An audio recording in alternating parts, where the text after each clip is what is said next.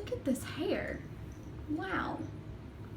Thank you, chlorine, for acting like dry shampoo. Hey guys, it is July 1st, so that means like half of 2017 is already gone. Pretty much half, I mean, yeah, pretty much half. So I've been seeing this going around on BookTube throughout the past week or so, and it's the mid-year book Freakout tag.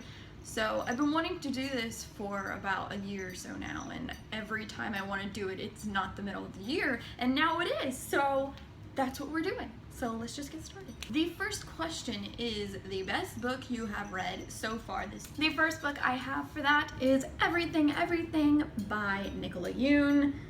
Y'all know this is one of my favorite contemporaries of all time now, and it's just so good. Best book so far, I have to choose A Monster Calls by Patrick Ness. Is it Patrick Ness? I think it's Patrick Ness, but if it's not, it's this author.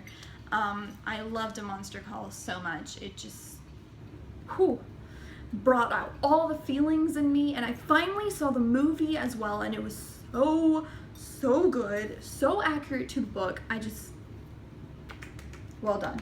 Well done, well done. Number 2 is best sequel so far, and that will be A Court of Mist and Fury by Sarah J. Maas. This is the second book to her Court of Thorns and Roses series. Yeah, she has 3 books out so far, but this is the second. I just finished this last month. What I love so much about this is how many characters this woman can create in her series and still have like a complete storyline that's not so confusing. And I love how just amazing this series is. It is a slight Beauty and the Beast retelling, but with a very extreme twist on it. The third question is, what is a must-read new release that you have yet to read?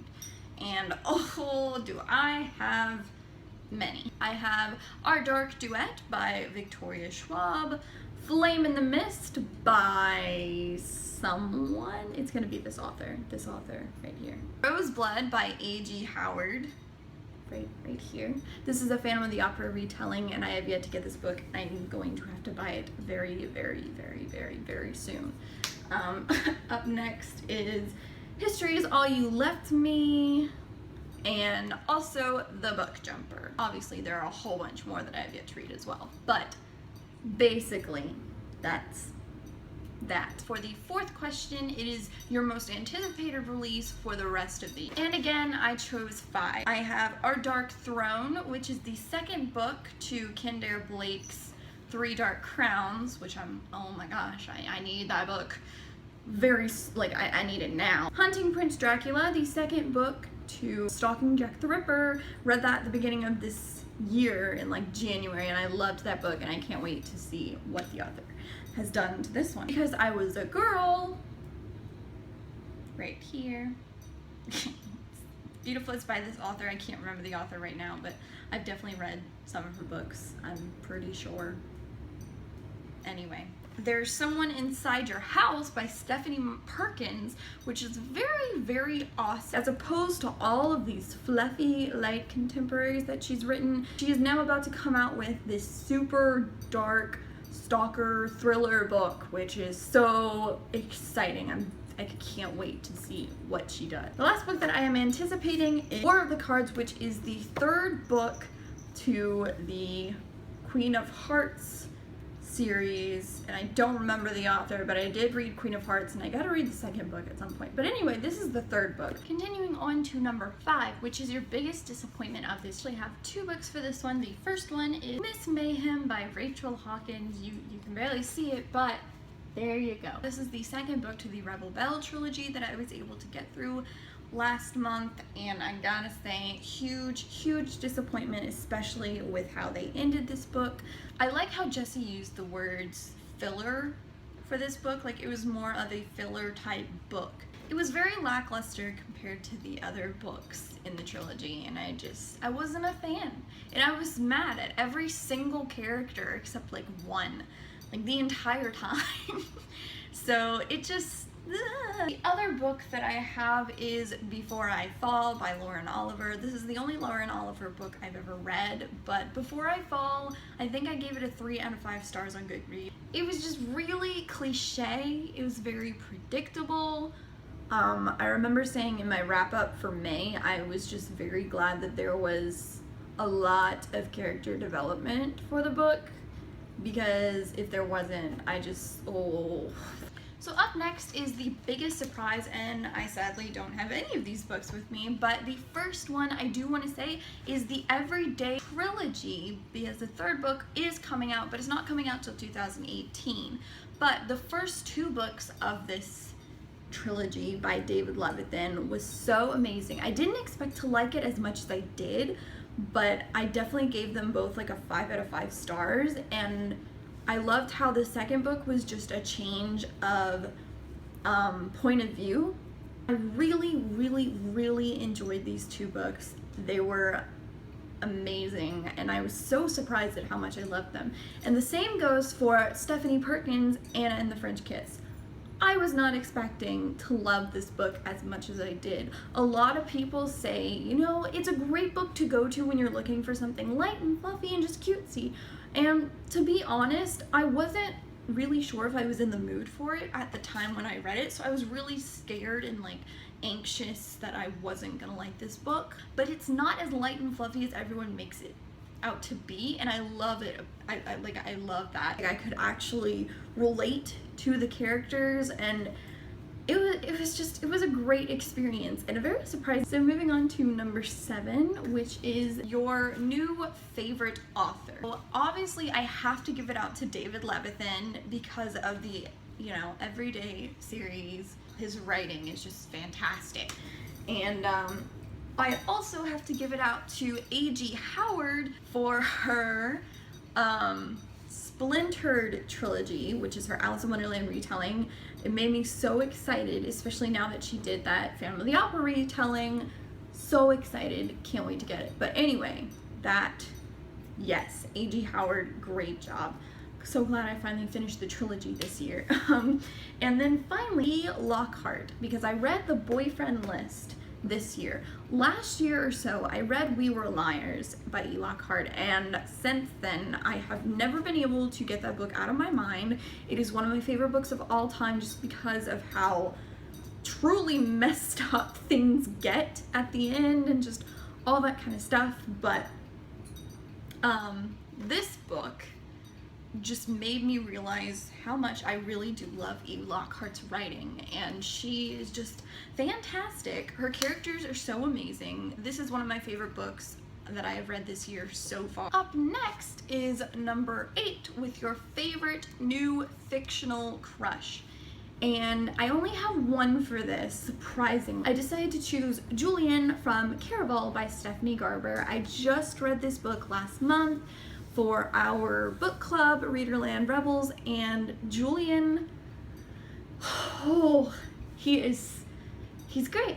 He's one of my favorite characters out of the entire book. He's just so funny, and his personality is just so great. So great. Love him. He's so sarcastic all the time, and it's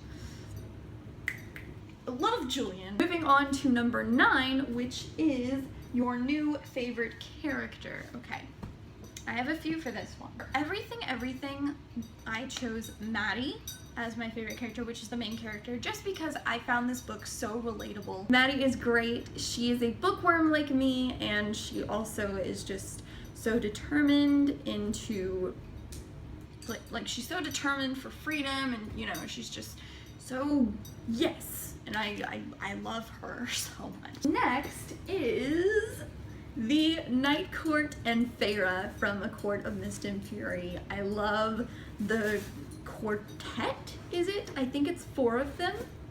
I'm pretty sure. If it's not 4, then it's 5. But I love them so much, and I'm so excited to read the next book, to read more about them. Like, Reese and Feyre are great, but when it comes to the Night Court, they just... And of course, I had to choose A and Rhiannon from Every Day by David Levithan. I love those two so much, and I really hope everything works out for them in the end, because you just hope. Number 10, which, oh, here we go. A book that made you cry. And for this, I have 3. One of them is A Monster Calls, because that book just like, oh, the book and the movie made me cry, because, you just, so many feelings. Also, A Court of Mist and Fury made me cry, and that's how I know the book is good, when it brings out so many emotions in me. So the fact that this made me cry was just... The final book that also made me cry was the 3rd and final book of the Rebel Belle trilogy, which is Lady Renegades. I was so scared to read this book at first because so many people had, like, there were just so many mixed reviews on the trilogy saying that throughout the books they just get worse. But this one helped me love the trilogy again after I read the first book, because that second book, man. But this book made me cry so much at the end. I was like literally sobbing and I was already feeling so many emotions, because it's like a Buffy the Vampire Slayer type vibe. When you read this, like, you get that kind of vibe when you read it, and so like another part of me was already feeling those emotions, and then when the end happened, I was just like... Number 11, which is a book that made you happy, and for one of those, we're still talking about everything again. I know I'm talking about this book so much, but I can't help it because this book is just amazing. While I did cry maybe a little tiny bit, another part of me just couldn't stop feeling so happy. Reading this book is fun to read, and like, I'm planning on rereading this book because it's just that good. Another book that made me happy was The Boyfriend List. I loved how snarky and just amazingly great the main character was, especially when she's narrating. She basically just calls out all the cliches and like tropes that are normally in books and like contradicts them. Like it was just amazing. You'd have to read this. I can't explain it in physical words, but so good.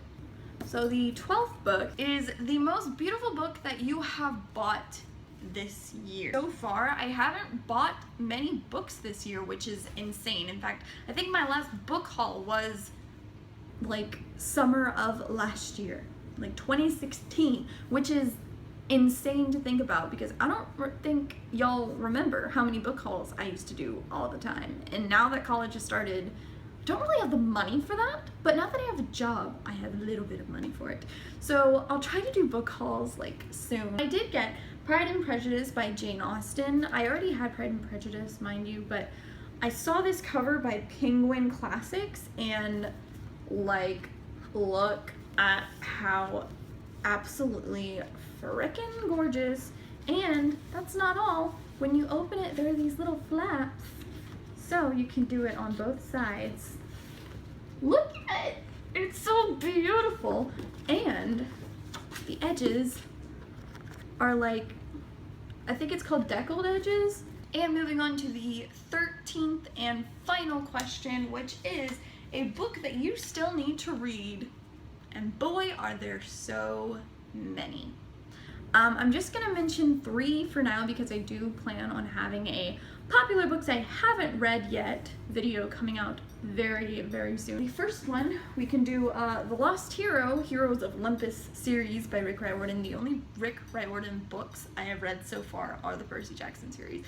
And since then, he has like 3 or 4 other I can't even count how many other series he has, but I am so low on the Rick Riordan pyramid, or whatever you want to call it. Like, guys, I'm so behind. I feel bad just mentioning this, but might as well. An Emperor in the Ashes by Sabaa Tahir. How long have I had this book? I'm pretty sure it's well been over a year. And it will harden some hearts probably for you to know that I have yet to read Lady Midnight by Cassandra Clare. yeah, we're just gonna talk about this in another video. But anyway, guys, that was the mid-year book Freakout tag. I'm so glad I finally was able to do it. Thank you so much for watching, and I will see you all next time.